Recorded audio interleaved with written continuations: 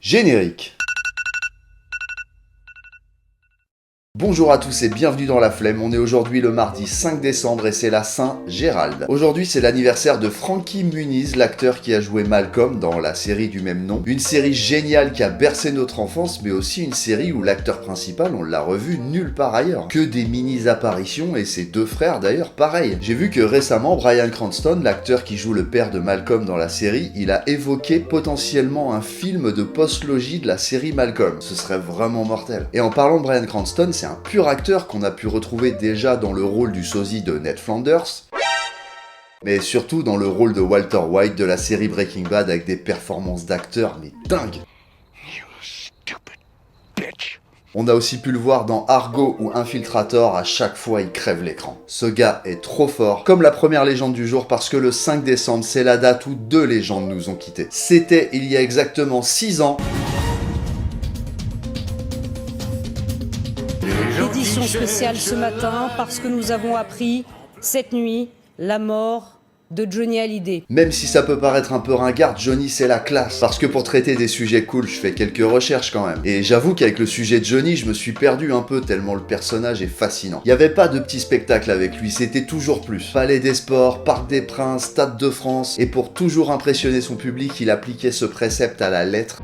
Soigne tes entrées, soigne tes sorties, au milieu, fais ton métier. Au Parc des Princes, il a carrément traversé le stade par la foule pour arriver sur scène.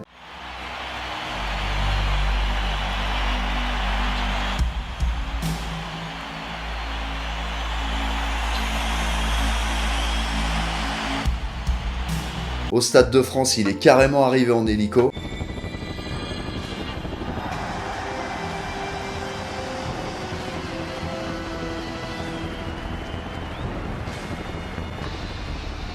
Toujours plus, je te dis. J'ai une petite histoire qui montre que Johnny était vraiment un guerrier. Il y a pas longtemps, j'étais à Bayonne et j'ai offert l'affiche des fêtes de Bayonne de 1963 parce que c'est son année de naissance. Voilà, c'est bon quoi.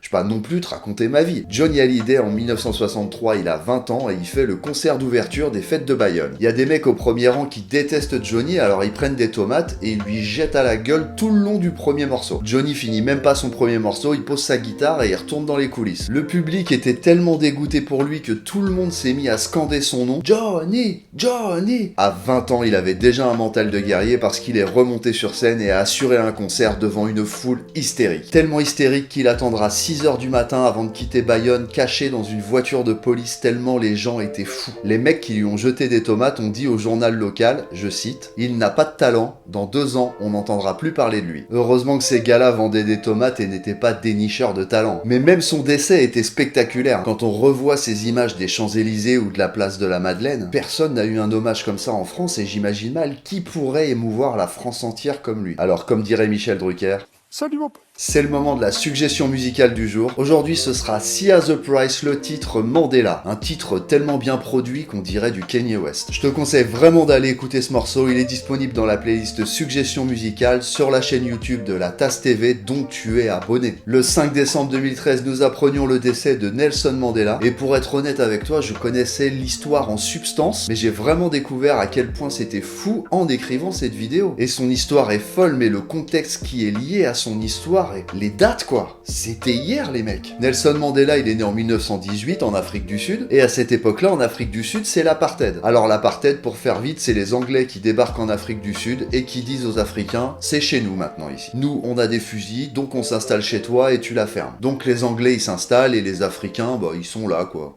Mais surtout, il faut pas déranger la bourgeoisie anglaise, sinon c'est prison ou carrément peine de mort. Et ça, Nelson, il accepte pas ça. Alors quand il grandit, il rejoint un parti non violent pour lutter contre ce régime, et il organise des manifestations, mais le problème c'est que ça empire. Et quand il va constater toutes ces injustices, il va monter un parti, mais armé.